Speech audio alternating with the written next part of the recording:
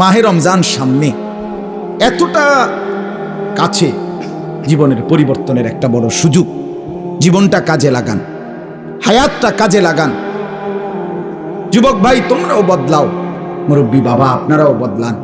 পর্দার আড়ালের মা বোনদেরকেও ফেরাবার চেষ্টা করেন। সবাই গুনাহ থেকে ফিরতে চেষ্টা করেন।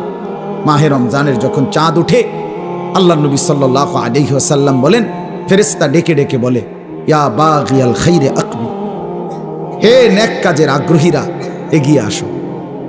ইয়া বাগিয়াশ শাররি আকসির, হে মন্দ গুনাহের কাজের আগ্রহীরা এবার তো থামো। এটা রমজান। মদখোর এবার থামো, নেশাখোর এবার থামো, জুয়ারি এবার থামো, সুদখোর থামো না এবার। বেপর্দা মা, এই মা অটোতে উঠো না, সিএনজিতে উঠো না, ওই বাজারে যাইও না মা, এটা রমজান। জুতা শাড়ি প্যান্ট গহনা অলংকার অন্য মাসে কিনো, এ মাসে যাইও না, এটা রমজান। এটা রমজান, থামো তো। যুবক ভাই মোবাইল টিপো না। দিন যে মানে সে ক্ষতিগ্রস্ত হয় না, ক্ষতিগ্রস্ত হয় না। এজন্য এটা ব্যর্থতার কথা। রাগ হবেন না চাচা, এটা কাপুরুষের কথা। অনকার ফোলাফানি শুনে না মানে তো আপনি সিদ্ধান্ত নিয়ে নিলেন। কেমনে সিদ্ধান্ত নিলেন? অনকার পুতে আর কথা শুনে না কেন? সেই পুতে, যে পুতে কথাই শুনে না, আপনার চোখের সামনে আপনার ছেলে নামাজ পড়বে না, একটা সাজদা দিবে না, এত বড় নাফরমান আপনার সম্পত্তি ভোগ করবে, এত বড় নাফরমান আপনার ঘরে খাবে ঘুমাবে দুনিয়া ভোগ করবে, আপনি বেঁচে থাকতে এটা মেনে নেবেন কেন মিয়া? আপনার ব্যর্থতা তাইলে এটা। আপনি জীবন চিনেন নাই, আপনি কর্তব্য চিনেন নাই। কর্তব্য তো আল্লাহ বলে দিছে, ওয়ামুর আহলাকা বিসসালাহ, তোমার স্ত্রী সন্তান পরিবারকে নামাজের আদেশ করো, ওয়াসতাবির আলাইহা, পরিবারকে নামাজের আদেশের সাথে সাথে নিজেও নামাজের উপরে মজবুত থাকো। কথা তো ছিল এই। আপনার জিম্মাদারি কি ছিল? আমার জীবনের সার্থকতা কি? আমার স্ত্রী সন্তান যদি ধ্বংস হয়ে যায়, সোফা দিয়ে আমি করব কি? খাট দিয়ে আমি করব কি? বিল্ডিং দিয়ে আমি করব কি? বলেন কি করব? আমার জীবনটা কি? রাহিমাল্লাহু ওয়ালিদান আনা ওয়ালাদাহু আলা বিররি, নবী সাল্লাল্লাহু আলাইহি ওয়াসাল্লাম বলেন, আল্লাহ তাআলা ওই মা বাবার উপরে দয়া করে যে তাদের সন্তানদেরকে নেক কাজে সাহায্য করে। নবী সাল্লাল্লাহু আলাইহি ওয়াসাল্লাম বলেন, মা নাহালা ওয়ালিদুন ওয়ালাদাহু মিন নুহলিন মিন আদাবিন হাসান, কোন মা বাপ তাদের সন্তানকে সবচেয়ে বড় যা কিছু উপঢৌকন এই পৃথিবীতে দিয়ে যায়, সেটা কি? সবচেয়ে বড় কোনটা? নবীজি বলছে আদাবুন হাসান, উত্তম আখলাক, উত্তম দ্বীন, উত্তম আদব। এটা যারা শিখিয়ে গেল তারাই তাদের সন্তানকে সর্বশ্রেষ্ঠ নিয়ামত দিয়ে গেল। রাসূলুল্লাহ সাল্লাল্লাহু আলাইহি ওয়াসাল্লাম বলেন, নবীজি বলছে, এক সাহাবী জিজ্ঞেস করছে, ইয়া রাসূলুল্লাহ মা হাক্কুল ওয়ালাদ, সন্তানের হক কি? আলাল ওয়ালিদ, পিতামাতার উপরে। নবীজি বলছেন, আন ইউহসিনা ইসমাহু ওয়া ইউহসিনা আদাবাহু। নবীজি বলছে তার প্রথম হক দুইটা, তার জন্মের পরে তার একটি সুন্দর নাম রাখা, আরেকটা হক তাকে উত্তম আদব, উত্তম আখলাক শিখায়। হযরত আলী রাদিয়াল্লাহু তাআলা আনহু বলছেন, কোরআনে আছে, ইয়া আইয়ুহাল্লাযীনা আমানু কু আনফুসাকুম ওয়া আহলিকুম নারা, হে ঈমানদারগণ তোমরা তোমাদের নিজেদেরকে এবং পরিবার পরিজনকে জাহান্নামের আগুন থেকে বাঁচাও। এটা আপনারা শুনছেন না কথা? এটা তো হযরত আলী এই আয়াতের তাফসিরে বলছে পরিবারকে জাহান্নামের আগুন থেকে বাঁচাও কিভাবে? তো হযরত আলী বলছে, আল্লিমুহুম ওয়া আদ্দিবুহুম, তোমরা তোমাদের পরিবারের সদস্যদেরকে কোরআন সুন্নাহর ইলম শিখাও এবং কোরআন সুন্নাহর আদব আখলাক শিখাও, তাইলেই জাহান্নামের আগুন থেকে বাঁচাইলা। যেই মা বাপ, সাফ কথা, আপনারা যারা আপনাদের ছেলে মেয়েকে ছোট্টবেলায় আল্লাহর কোরআন রাসূলের সুন্নাহ থেকে বঞ্চিত করেছেন, কসম খোদার মনে রাখেন হাসরের ময়দানে চূড়ান্ত ভাবে লাঞ্ছিত হবেন, বেইজ্জতি হবেন, কোটি কোটি হাসরের মানুষের সামনে অপদস্থ। কার হাতে? কার হাতে লাঞ্ছিত হবেন? আপনার ছেলেটার হাতে, আপনার মেয়েটার হাতে, অন্য কারো বেড়াইতে রাতে না, আমনের ফুতের হাতে। আমনের ফুত, আমনের জি, যাকে আপনি দিন শিখান নাই, নামাজ শিখান নাই, বঞ্চিত করেছেন কোরআন সুন্নাহ থেকে, সে সেদিন আল্লাহর কাছে বলবে, আল্লাহ আজ আমি মা বাপকে বেইজ্জতি করব, ওরা আমারে বরবাদ করে দিছে, আজ আমি জাহান্নামী হলাম ওদের খামখেয়ালির কারণে। 7 বছর বয়সে আল্লাহ আমি কিছুই বুঝতাম না, 6 বছর বয়সে আমি অবুঝ ছিলাম। সেদিন যদি তারা মজবুত সিদ্ধান্ত নিত আমাকে দিন শেখাবে, তাহলে আমার এই ভুল হতো। রব্বানা গালাবাত আলাইনা শিকওয়াতুনা, কোরআনে আছে জাহান্নামী জাহান্নামের ভীষণ আগুনে উথাল পাতাল ঢেউ খাবে, আর আল্লাহকে বলবে, আল্লাহ আমার এই কপাল মন্দ, আমি দুর্ভাগা কপাল নিয়ে আসছি, আল্লাহ আমার কপালটা মন্দ, আমি করলামটা কি? এত সুন্দর হায়াত কি করলাম, কিভাবে নষ্ট করে দিলাম? অকুন্না কওমান দাল্লিন। আর জাহান্নামী বলবে, আল্লাহ আমি এক পথভ্রষ্ট গ্রুপের, সম্প্রদায়ের এক পথভ্রষ্ট গ্রুপ, নাফরমান গ্রুপের অন্তর্ভুক্ত ছিল। আমি যাদের সাথে চলতাম ফিরতাম, ওরা বিড়ি খাইতো, মদ খাইতো, গাঁজা খাইতো, সুদ খাইতো, ঘুষ খাইতো, কথায় কথায় গাইল লাইতো, নারীর ছবি, নাচ গান, নর্তকীর ছবি, উলঙ্গ দৃশ্য দেখত। আল্লাহ আমি ভালো মানুষ পাই নাই, কোনোদিন একটা ভালো মানুষের ছোঁয়া পাইনি, ফলে আজ আমি ধ্বংস হয়ে গেছি। উত্তম সঙ্গী অনেক বড় নিয়ামত। আমার ড্রাইভার আমারে সারা জীবন, যে 5 বছর সে আমার গাড়ি চালায়, আমি যতবার তারে চলার পথে নামাজের কথা মনে করাইছি, আমার চাইতে কমপক্ষে 1000 বার বেশি সে আমারে মনে করে। ঠিক এই 5 ওয়াক্ত নামাজের জন্য তার খেয়াল জামাত ধরার প্রতি আমার চাইতে 100 গুণ বেশি, 100 গুণ বেশি। আলহামদুলিল্লাহ, আল্লাহর দয়া, আল্লাহর দয়া। আমি তো মনে করি আল্লাহ পাকের মেহেরবানি, এই বছর এই যে আগামী শুক্রবার আমার উমরার ফ্লাইট, সেও যাবে আমার সাথে। বলছে আমি কেমনে যাবো, আমি কেমনে যাবেন চাইবেন, কেমনে যাবেন আল্লাহ ব্যবস্থা করবো। সে যাবে ইনশাআল্লাহ, তারও ফ্লাইট আমার সাথে, আমার শায়েখের সাথে। এই জন্য বললাম, জাহান্নামী বলবে, আল্লাহ আমি ভালো মানুষ পাই নাই।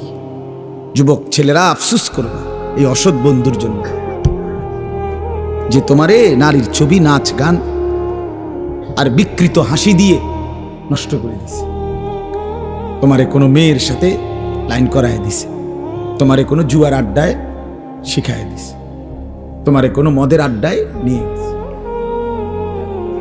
মাথা নোয়াইও না, মাথা নোয়াইলে কি লাভ হবে? আমার থেকে বাঁচে গেলে তো লাভ নেই, আল্লাহর থেকে বাঁচবে কিভাবে সেটা ভেবে দেখে। আমি তো এমনিই চলে যাব, একটু পরে আমি চলে যাব না, আপনারা আপনাদের পথে চলে যাবেন না, তো কে কার কাছে আটকায়? কিন্তু আল্লাহর কাছে। এই জন্য আজকে রমজান সামনেই, আমরা সবাই মিলে নিয়ত করি আমরা বদলাবো ইনশাআল্লাহ। মান লাম ইয়াদা কাওলা যুর ওয়াল আমালা বিহি ফালাইসা লিল্লাহি হাজাতুন আন ইয়াদা তাআমাহু ওয়া শারাবাহু। নবী সাল্লাল্লাহু আলাইহি ওয়াসাল্লাম বলেন, যে ব্যক্তি রমজান পেল, রোজা রাখলো, অথচ মিথ্যা কথা, মিথ্যা আচরণ, অন্যায়, অশ্লীলতা, চুরি, ডাকাতি, গুনাহের আচরণ ছাড়তে পারলো না, রাসূল বলেন, হায় নাফরমান, তোমার এই খাদ্য আর পানীয় থেকে বিরত থাকার কোনো প্রয়োজন আল্লাহর কাছে নাই।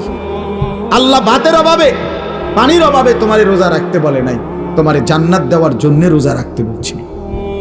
তোমারে বলছে লাআল্লাকুম তাত্তাকুন, তোমারে বলছে আমি মুত্তাকি বানাবো বান্দা তোকে, তোর ঈমান আমি নিলাম বান্দা। ইয়া আইয়ুহাল্লাযীনা আমানু, হে ঈমানদারগণ, মানে হলো বান্দা আমি তোমার ঈমান নিলাম, এবার আমি তোমাকে তাকওয়া দেব, লাআল্লাকুম তাত্তাকুন। তাইলে মাঝখানে একটা মাস সময় নিলাম, ঈমান তোমার গ্রহণ করলাম, তাকওয়া তোমাকে দেব, ঈমান আর তাকওয়া হবে, তোমার ঠিকানা হবে সরাসরি জান্নাত। যে মুত্তাকি সে জান্নাত, যে মুত্তাকি সে কি? উইদ্দাত লিল মুত্তাকিন। আল্লাহ বলছে জান্নাত বানানোই হয়েছে মুত্তাকিদের জন্য। আল্লাহ বলে আমি একটা মাস সময় নিলাম, 30টা দিন বান্দা গুনাহ ছেড়ে দাও, আমার ইবাদতে ডুবে যাও, লেগে যাও। 30 দিনের মাথায় আমি তোমারে মুত্তাকি বানাবো, জান্নাতি বানাবো। ঈমান তোমার পাসপোর্ট, তাকওয়া তোমার ভিসা।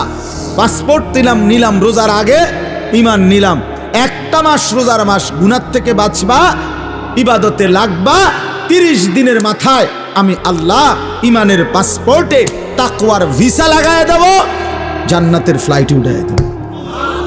ঈদের দিন ফ্লাইট। ফ্লাইট কোন দিন? ঈদের দিন। ঈদের দিন ফ্লাইট। 1 মাসে ফ্লাইট। 1 মাসে 31 দিন যাব না, হয় 30 নয় বার লাগলে 29, মাগার 31 লাগবে না। 31 রোদ হোক বৃষ্টি হোক, শীত হোক গরম হোক, ফ্লাইট কোন দিন? ঈদের দিন, জান্নাতের ফ্লাইট। হাদিসে আছে ঈদের দিন আল্লাহর নেয়ামত প্রাপ্ত জান্নাতি বান্দা রোজাদার যখন আল্লাহর ইবাদত ঈদের নামাজ পড়ে তো ফেরেশতারা ডেকে বলে, যাও আল্লাহর বান্দা, খুশি খুশি যাও, কাদ গাফারাল্লাহু লাকুম, আল্লাহ তোমারে পুরা মাফ করে দিয়েছে, যাও খুশি খুশি। ফারজিউ রাশিদিনা ইলা রিহালিকুম, যার যার ঘরে খুশি খুশি দিলে সন্তুষ্ট চিত্তে ফিরে যাও, যাও রেডি হও জান্নাতের জন্য প্রস্তুতি নাও। এজন্য ইনশাআল্লাহ রমজানকে কাজে লাগাও। ঠিক আছে ইনশাআল্লাহ? বলেন ইনশাআল্লাহ। দেখেন আল্লাহ স্পষ্ট বলছে 5টা আয়াতে, কোরআনুল কারীমের সূরা বাকারার 183 নম্বর আয়াত থেকে 187, 5টি আয়াতে রোজার কথা, রমজানের কথা বিস্তারিত বলছে। বলে আল্লাহ লাস্ট বলছে কাযালিকা ইউবায়্যিনুল্লাহু আয়াতিহি লিন-নাস, আল্লাহ বলে বন্ধু আমি এভাবেই পরিষ্কার করে আমার বান্দাদের জন্য আমার আয়াত, আমার বিধান, আমার কথা স্পষ্ট করে বলে দিলাম, লাআল্লাহুম ইয়াত্তাকুন, যেন সকলেই মুত্তাকি হতে পারে, জান্নাতি হতে পারে। এটা হলো 187 নম্বর আয়াত। কথা শেষ করছে কথা আল্লাহ বলছে, আল্লাহ বলছে বান্দা আমি সবচেয়ে কমাইছি, সবচেয়ে সহজ করছি, সবচেয়ে ছোট করে আনছি রোজা শুধু তোমাদের জন্য। আখিরি নবীর উম্মত, তোমরা আমার আখিরি বন্ধুর উম্মত, তোমাদের জন্য আমি সবচেয়ে সহজ করছি রোজা। রোজা পূর্ববর্তী জাতির, যারা পূর্ববর্তী জাতি তাদের রোজার নিয়ম কানুন, রোজা ছিল সবার, কিন্তু নিয়ম কানুনের মধ্যে বিপরীত ছিল। বিশেষ করে আমাদের নবী সাল্লাল্লাহু আলাইহি সাল্লামের সাহাবায়ে কেরামের আমলে তাফসীরে আছে স্পষ্ট, ওলামায়ে কেরাম জানে যখন রোজা ফরজ হয়েছে, মজার কথা শুনেন, যখন রোজা শুরু হয়েছে সাহাবীদের জামানায়, তখন রোজা কেমনে রাখত? নিয়ম ছিল সন্ধ্যাবেলায় ইফতার করার পরে, ইফতার করে না সূর্য ডুবলে, তো এই সময় ইফতার করার পরে এই বাকি যে রাতটা, এই রাতে যতক্ষণ সজাগ থাকবে প্রথম, এতক্ষণই খানা দানা, স্ত্রী মিলন এগুলো করতে পারবে। কিন্তু যদি ঘুমাইয়া যায় 10 মিনিটের লাগেও, 1 মিনিটের লাগেও, শুইয়া লাইলে চোখ বন্ধ, ঘুমা এসে গেলে পরের দিনের রোজা শুরু। হ্যাঁ, এটাই বিধান নবীজির জামানায়, সাহাবীদের জামানায় প্রথম শুরু হয়েছিল এভাবে, রোজার বিধান ছিল এভাবে। এরপরে ঘুমের থেকে উঠা আর খানার সিস্টেম নেই। এক সাহাবী হযরত কাইস ইবনে সারমা আনসারী সাহাবী, উনি এরকম সারাদিন রোজা রাখছে, রাইখা সন্ধ্যাবেলা ইফতারের টাইমে ঘরে আসছে, স্ত্রীকে বলছে ইফতার কিছু আছে কি? স্ত্রী বলছে কিছুই নাই ঘরে, আপনি একটু অপেক্ষা করেন, বসেন, আমি পাশের বাড়ির থেকে কিছু খাবার বা কিছু নিয়ে আসি। স্ত্রী গেছে পাশের ঘরে, কিছুটা তাদের কাছ থেকে খাবার ধার নিয়ে ঘরে আসছে। আয়সা দেখে ওনার স্বামী সারাদিন ক্লান্তিতে মেহনত করে আসছে, একটু কাইট হয়েছিল, ঘুমায় আসছে। এখন স্ত্রী তো ঘুম থেকে জাগায় বলতেছে ইন্নালিল্লাহ, আপনার তো রোজা শুরু হয়ে গেছে। বলছে হ্যাঁ, আমি আর কি করবো এখন, তার কিছুই খাইতে পারে না। তো আজকের সারাদিন উপাস, সারা রাত উপাস, পরের দিন দুপুরবেলা এই সাহাবী বেহুশ হয়ে গেছে, আর উঠতে পারতেছে না। কেন? লাগাতার এই কষ্ট। কথা বুঝছেন কিনা? এখান দিয়ে 12, ওখান দিয়ে 12, 24 ঘন্টা, আরো ওখান দিয়ে ধরেন আপনি 6-7 ঘন্টা, প্রায় 30-32 ঘন্টা পরে উনি কি হয়ে গেছে? বেহুশ হয়ে গেছে। নবী সাল্লাল্লাহু আলাইহি ওয়াসাল্লামের কাছে জানানো হয়েছে। আরেক সাহাবী রাত্রিবেলা ঘুম থেকে উঠে বেখেয়ালে ওনার স্ত্রীর সাথে মিলিত হয়েছে, তো ওনারও বড় ক্ষতি হইল, কারণ রোজা তো শুরু হয়ে গেছে। এই দুইজনের দুই বিষয়ের কারণে আল্লাহ তাআলা বলছেন বন্ধু ঠিক আছে চলেন আরো কম, আপনাকে যে আমি ভালোবাসি। আল্লাহ বলছেন বন্ধু আপনাকে যে খুব পছন্দ করি, আপনার উম্মত তো আপনাকে ভালোবাসলে আপনার সাথে যা কিছু সব কিছুকেই আমি ভালোবাসি।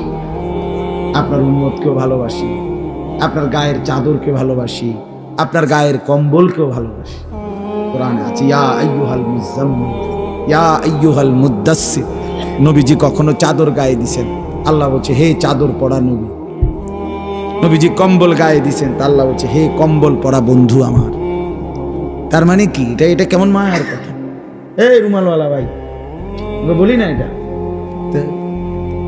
আল্লাহ যেন বলছে বন্ধু আপনার সাথে যা লাগে সব আমার কাছে প্রিয় হয়। চাদরও দামি, কম্বলও দামি। আয় হায়, যদি চাদর দামি হয়, কম্বলও দামি হয় নবীর সাথে, আপনি আমি লাগলে কি পরিমাণ দামি হব। তাহলে কেন দাড়ি কাটেন? দাড়ি কাটেন কেন বাপ? কাটেন, এটা অভদ্রতা, অসুন্দর। পৃথিবীর কোন গবেষক, দার্শনিক, পণ্ডিত, বুদ্ধিজীবী, কাফের, মুশরিক, বেঈমান, ইহুদি, খ্রিস্টান, নাস্তিক, মুরতাদ, হিন্দু, বৌদ্ধ, পৃথিবীর কেউ, কোন গবেষক, আমি চ্যালেঞ্জ করলাম, কোন বুদ্ধিজীবী, কাফেরও আজ পর্যন্ত গবেষণা করে প্রমাণ করতে পারে নাই যে দাড়িওয়ালা চেহারার চাইতে শেবওয়ালা দাড়িবিহীন চেহারা সুন্দর, হ্যান্ডসাম। এটা কি যুক্তিতে, কি গবেষণাতে, কোন মেশিনে ধরা খাইছে? এটা কথা বোঝেন নাই আমনে কদ্দুর জানলে আমারে কদ্দুর দেখাইয়েন, এরপরে প্রমাণ যদি করতে পারেন তো জেনে আমার বিচার করণ দরকার। আমি হেনে যাবো বিচারে লেগে। দাড়িবিহীন চেহারার চাইতে দাড়িওয়ালা চেহারা লক্ষ কোটি গুণ বেশি সুন্দর, তুলনাই হয় না বেটা। এ তো কাপুরুষের চেহারা বেটা, যে নিজের দেহকে বিকৃত করে, নিজের শরীর চেহারাকে যে বিকৃত করে দেয়, তার হিম্মত কোথায়, সাহস কোথায়, তার পৌরুষ কোথায়, বীরত্ব কোথায়? নিজের চেহারাকে যে বিকৃত করে, নিজের চেহারা নিয়ে যে নিজে লজ্জিত, তো তারই ইজ্জত দিব কে? তারই সম্মান দিবে কে? আল্লাহ আমাদেরকে মাফ করে দেন। তো আল্লাহ তাআলা বললেন, তো এই দুই সাহাবী, দুইটা ঘটনা ঘটলো। আল্লাহ তাআলা বললেন বন্ধু চলেন সহজ করে দিন, আরো সহজ করে। কুলু ওয়াশরাবু, এই যে দেখেন, উহিল্লা লাকুম লাইলাতাস সিয়ামির রাফাসু ইলা নিসাইকুম। আল্লাহ বলে এখন থেকে বন্ধু আপনি আপনার উম্মতকে বলেন, প্রত্যেকটা ইমানদার পুরুষ রোজাদারের জন্য সন্ধ্যা সূর্যাস্তের পরে রাত সুবহে সাদিক পর্যন্ত পুরা রাত, এবার আর কোনো ঘুম যাক বা না যাক, কোনো নিষেধাজ্ঞা আর নাই। সে তার স্ত্রীর সাথে মিলিত হওয়া, স্ত্রীর সাথে থাকা তার জন্য পুরাপুরি বৈধ করা হল। হুন্না লিবাসুল লাকুম ওয়া আনতুম লিবাসুল লাহুন্না। স্ত্রী তো স্বামীর পোশাক, স্বামী তো স্ত্রীর পোশাক। একজন আরেকজনের সাথে মিলে মিশে থাকবে, এটাই তো ইনসাফ, এটাই তো আল্লাহর চাওয়া। স্বামী যদি স্ত্রীর কাছে আপনার আকর্ষণীয় না হয়, স্ত্রী যদি স্বামীর কাছে আকর্ষণীয় না হয়, বেডিও যদি বাইরের বেড হইতে লাগে আগ্রহী, এবারও যদি বাইরের বেড হইতে লাগে আগ্রহী, তো এই দুই অপদার্থ কি এর স্বামী স্ত্রী? ডিফেলাস ঠিক না? কি রে বেটা, তুই বেটা তোমার বউ আছে ঘরে, তুমি রং সব মানুষের বেডি বেউ খুব কোথাকার, তোমার তো রোদে টাঙ্গাই তুমি দরকার। যে মহিলা তার স্বামী আছে, সে পর পুরুষের প্রতি আসক্ত। এখান থেকে মুরাদনগর যাবে, একজোড়া জুতা কিন্তু এগুলি সিএনজি আইয়া হরন দিতে আছে আধা ঘন্টা ধরে, রেডি। হ্যাঁ রেডি, আগো বাইরন না না রাখো না, কত রেডি হইতেছে, এভরি রেডি হয়। এই পাউডার ডলতে আছে, ফেয়ার অ্যান্ড লাভলি ডলতে আছে, মেকআপ ডলতে আছে। আরে বোন, আহারে মা, কারে দেখাইবা? এই রঙ্গরসের যৌবন, এই গহনা, এই অলংকার, এই প্রসাদনী কাকে দেখাইবা? কাকে দেখাইবার জন্য 1 ঘন্টা ধরে সাজলা? রাস্তার ওই লম্পট বখাটে যে তোমারে দেখে অবৈধ কল্পনা করে, অশ্লীল কামনা করে সে, অথচ নিজ স্বামী বেচারা যদি বলে কদ্দুর কাপড় সোপড় কদ্দুর বদলাইয়া সুন্দর করে পাউডার টাউডার বা কদ্দুর সুন্দর করে ভালো হইয়া থাকো, স্বামীর সামনে আসো, হ্যাঁ বেড়া কথা কইতে বেড়া বাত রাইনতে রাইনতে জান শেষ, কথা কইতে তো সুন্দর লাগে। এই দিছে বেড়া যায় জামাইয়ের 14 গোষ্ঠী উড়ে গেছে, জামাইয়ের কপালে ভালো কাপড় ভালো প্রসাদনী কিছুই জোটে না, জোটে রাস্তার বখাটের কপালে। আস্তাগফিরুল্লাহ আস্তাগফিরুল্লাহ আস্তাগফিরুল্লাহ। আল্লাহ আমাদেরকে মাফ করে দেন। আল্লাহ বলেন এর জন্য কি চমৎকার কথা, হুন্না লিবাসুল লাকুম ওয়া আনতুম লিবাসুল লাহুন। আল্লাহ বলে স্ত্রীরা এ তো স্বামীর পোশাক, স্বামী এ তো স্ত্রীর পোশাক, মিলেমিশে একাকার। সুবহানাল্লাহ। এরপরে আল্লাহ বলেন আলিমাল্লাহু আন্নাকুম কুনতুম তাখতানুনা আনফুসাকুম ফাতাবা আলাইকুম ওয়া আফা আনকুম। আমি জানি তোমাদের কেউ রাত গভীরে স্ত্রীর সাথে মেলামেশা করে ফেলেছো, ভুল হয়ে গেছে, ঠিক আছে আমি তওবা করো, আমি মাফ করে দিলাম। ফালআনা বাশিরুহুন্না ওয়াবতাগু মা কাতাবাল্লাহু লাকুম। এখন আমি তোমাদের জন্য অনুমতি দিয়ে দিলাম, এখন হালাল করে দিলাম, বৈধ করে দিলাম, তোমরা আমার সিদ্ধান্ত হুকুম তালাশ করো, অর্থাৎ এখন তোমাদের জন্য অনুমতি দেওয়া হল। এরপরে আল্লাহ বলেন ওই আরেক সাহাবীর ঘটনা রয়েছে না, ওই বড়া যে কি হয়ে গেছে, তো আল্লাহ বলছে ওয়াকুলু ওয়াশরাবু, এবং সাথে সাথে খাও পান করো, হাত্তা ইয়াতাবায়্যানা লাকুমুল খাইতুল আবিয়াদু মিনাল খাইতিল আসওয়াদি মিনাল ফাজর, একেবারে সাদা সুতা কালো সুতা থেকে আলাদা করা পর্যন্ত খাও পান করো। তার মানে রাত্রির কালো রেখা থেকে যখন সুবহে সাদিকের সাদা নতুন রেখা আসে, দাগ আসে, রেখা সাদা রেখা, ওই পর্যন্ত খাইতে থাকো। সুম্মা আতিম্মুস সিয়ামা ইলাল লাইল, এবং এরপরে সন্ধ্যা পর্যন্ত, সূর্য অস্ত পর্যন্ত, ওই সুবহে সাদিক থেকে সন্ধ্যা পর্যন্ত রোজাটা পূর্ণ করো। আল্লাহ বলেন ওয়ালা তুবাশিরুহুন্না ওয়া আনতুম আকিফুনা ফিল মাসাজিদ। আর শুনো, তবে যদি রমজানের শেষ দশকে ইতিকাফ করো আল্লাহর ঘরে, তাইলে আর স্ত্রীর সাথে যে কোনো রকমের রাতে দিনে কোনো রকমের মেলামেশা আর নিষিদ্ধ করে দাও।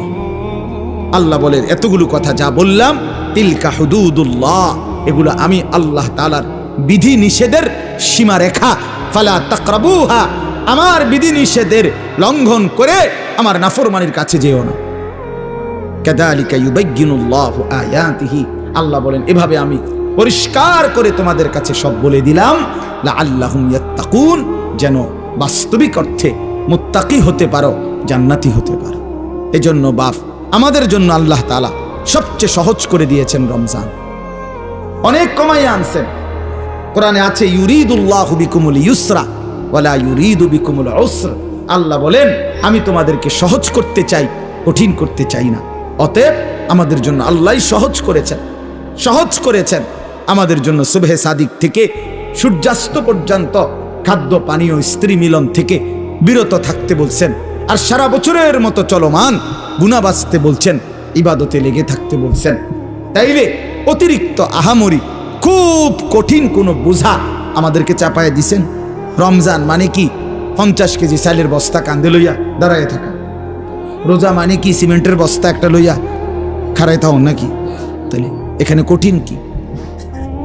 এটুকু রোজা যদি আমরা পালন করতে না পারি, এত বড় সুযোগ, জান্নাতের দরজা খোলা, জাহান্নামের দরজা বন্ধ, রহমতের দুয়ার খোলা, শয়তানকে শেকলে বন্দী। আল্লাহর নবী বলছে একটা নফল একটা ফরজের সমান, একটা ফরজ 70টা ফরজের সমান। শুরুটা রহমত, মধ্যখানটা মাগফিরাত, শেষটা নাজাত। এক একটা নেকি বাড়তে বাড়তে আল্লাহ তাআলা নিজের হাতে নেকি ফেরেশতাকে দিয়ে না লিখিয়ে নিজে লেখেন। এত কথা এত কথা এত কথা, এত ফজিলত, এত কিছু নবীজি বললেন আমার বাপ আমার ভাই। এরপরেও যে ব্যক্তি রমজানের কদর করলো না, তার উপরে আল্লাহর লানত, ফেরেশতার লানত, মুহাম্মদুর রাসূলুল্লাহর লানত, তরুফে খোদার গজব পড়ুক, তরুফে খোদার লানত পড়ুক। হ্যাঁ, এটা আমি বলি না, এটা জিবরাইল বলে গেছে নবীকে। কি জিবরাইল নবীজির কাছে রমজানের লাস্টে আইয়া বলছে, নবী এত বড় রমজান, আপনার এত কাকুতি মিনতি, আপনার এতগুলো ফজিলতের কথা শোনার পরেও আপনার যেই নাফরমান উম্মত রমজানকে কদর করলো না, তার উপরে আল্লাহর লানত, আমি জিবরাইলের লানত, ফেরেশতার লানত। নবী বলছে আমিন। হ্যাঁ জিবরাইল, আমি তো বদদুয়া দিতে চাচ্ছিলাম না, আমি অভিশাপ দিতে চাচ্ছিলাম না, কিন্তু আজকে আমি রাসূলও আর সহ্য করতে পারলাম না এমন নাফরমান উম্মতের উপরে আমি মুহাম্মদের লানত, আমিন, আমিও মেনে নিলাম। যা যা বেঈমান, যা তুই মোবাইলে টিপ, যা তুই নারী নিয়েই থাক, তুই সুদের আড্ডা, ঘুষের আড্ডা, যা তুই বিড়ির আড্ডাতেই থাক, যা, ঠিক আছে, তুই জীবন এভাবেই শেষ কর, যা না ফোন, ঠিক আছে, দুনিয়াই তো ভোগ করবি না, তো 60 বছর 70 বছর, এরপরে আবু জেহেল দুনিয়াতে মাটির উপরে মাতবরি করছে কতদিন, মাটির নিচে পড়ে আছে আজ কতদিন? এই মিয়া বলেন না কেন? ফেরাউন মাটির উপরে ছিল কতদিন, আজ মাটির নিচে কতদিন? নমরুদ মাটির উপরে ছিল কতদিন, মাটির নিচে কতদিন? নূহ আলাইহিস সালামের উম্মত মাটির উপরে অহংকার করছে কতদিন, মাটির নিচে পড়ে আছে আজ কতদিন? এজন্য এটা হিসাব করেন, ভাবতে শিখেন। ছেলেরা তোমাদেরকেও বললাম, একটা ছেলেও যদি বোঝে আলহামদুলিল্লাহ, না বুঝলেও আমাদের কোনো হতাশা নাই, কারণ ফেরিওয়ালার কোনো হতাশা নাই। ফেরিওয়ালা তার পণ্য বিক্রি হোক বা না হোক, সে ফেরি করতেই থাকে, ফেরিওয়ালা বলতেই থাকে। ফেরিওয়ালা তার পণ্যের নাম ঘোষণা দিতে বিরতি দেয় না, সে বলতেই থাকে বালতি বালতি, মানে যেটা তার মাল বেচবে ওইটা সে বলতে, সে জানে তার প্রতি ডাকে কাস্টমার আসে না, আসে, কিন্তু সে তবুও যে জানে যদি 200 বার ডাকার পরে একটা কাস্টমার আসে, এজন্য ফেরিওয়ালা হতাশ হয় না। এজন্য আল্লাহর পথে যারা ডাকে তাদের কোনো হতাশা নেই, তারা ফেরিওয়ালা বলতেই আছে, বলতেই আছে। আল্লাহ তাআলা আপনাদেরকে তৌফিক দেন, কবুল করেন এই মাদ্রাসা মসজিদ, আল্লাহ তাআলা যেন কবুল করেন। আপনাদের কাছে বিনীত অনুরোধ, রমজানকে কাজে লাগান, বলেন ইনশাআল্লাহ। আল্লাহর ঘর তাওয়াফের জন্য, আল্লাহর ঘর জিয়ারতের নিয়ত করেন। রমজানের শেষ 10 দিন ইতিকাফের নিয়ত করেন। বেশি বেশি আল্লাহর জিকির, তাসবিহ, তেলাওয়াত, দোয়া, কান্নাকাটির মধ্যে কাটাবেন, আর বিশেষভাবে গুনাহ থেকে বাঁচবেন। যুবক ছেলেরা তোমাদেরকে আবারও বলছি, হায়াতের এই সুন্দর সময়টা, যৌবনকাল নষ্ট করো না। আবারও বলছি, মাফ বিশেষভাবে বল, তুমি নষ্ট হইলে, তুমি পৌঁছা গেলে পৃথিবীর কিচ্ছু হইতো না। পৃথিবীর সূর্য ডুবে, চাঁদও ডুববে, শুধু তুমি বাদ পড়ে গেলে আর কি। কেউ মরলে পৃথিবীর কিচ্ছু হয় না, কথা বলেন না কেন? রাস্তায় অ্যাক্সিডেন্টে যে লাশ পড়ে আছে, তো বাকি সিএনজি গাড়ি সব গাড়ি চালানোই বন্ধ করে দেয় না, কারো হাতে সময় নেই। আমনের লাগে বইয়া তাওনের টাইম কারো নেই, সবাই সাইডে দিয়ে কাইটা কাইটা সব গাড়ি চলে যায়, কারো হাতে সময় নেই। এজন্য বন্ধু, কারো মৃত্যুতেই যেখানে কারো হাতে সময় নাই, তো তুমি আর আমি নষ্ট হয়ে গেলে কার হাতে সময় আছে? কার হাতে সময়? নিজের জীবনটাই নিজে নষ্ট করে দিলাম, নিজের বরবাদি নিজে করলাম। এজন্য শেষ পর্যন্ত কবরে আমি একাই, হাসরে আমি একাই, ফুলসেরাতে আমি একাই। কাজেই আমার বুঝ আমাকেই করতে হবে। আল্লাহ আমাদেরকে তৌফিক দেন, কবুল করেন। আপনারা মাদ্রাসাকে ভালোবাসেন, দয়া করে একটা মাদ্রাসা, আমার শায়েখ আল্লামা মুফতি মুশতাকুন নবী কাসিমি হুজুর সবসময় বলে, একটা মাদ্রাসা আল্লাহর বান্দাদের কাছে 3টা জিনিস চায়। কয়টা জিনিস? 1 নাম্বার দোয়া, মুসলমান দোয়া করবে মাদ্রাসার জন্য, এটা একটি মাদ্রাসা কামনা করে। 2 আতফাল, মুসলমানের সন্তান, মুসলমানদের ছেলে মেয়ে মাদ্রাসায় পড়বে, ঠিক কিনা বলে? মাদ্রাসা শুধুই মুসলমানদের প্রতিষ্ঠান, মাদ্রাসায় হিন্দুর বাচ্চা পড়বে না, ইহুদি খ্রিস্টান নাস্তিকের বাচ্চা পড়বে না। কাজে মাদ্রাসা মুসলমানদের প্রতিষ্ঠান, যেন মুসলমানের সন্তান মাদ্রাসা কামনা করে। 3 নাম্বার আমওয়াল, মুসলমানের দান, সাদাকা, মাল। মুসলমান আল্লাহর বান্দারাই মসজিদে মাদ্রাসায় কিছু কিছু দেবে, এতে করে মাদ্রাসাও আগাবে, আর ওই আল্লাহর বান্দার আখিরাতও আগাবে, ঠিক কি না বলেন? অতএব এই 3টা জিনিস আপনাদের কাছে আমি অনুরোধ করছি। 2টা মিনিট দিলেও 2-4 মিনিট, না দিলেও 2-4 মিনিট, দয়া করে মাদ্রাসার জন্য প্রত্যেকেই পকেটে হাত দিয়ে আল্লাহর ওয়াস্তে, আল্লাহর জন্য, নিজের ভালোর জন্য, আখিরাতের জন্য কিছু সহযোগিতা করেন, দেখবেন লাভবান।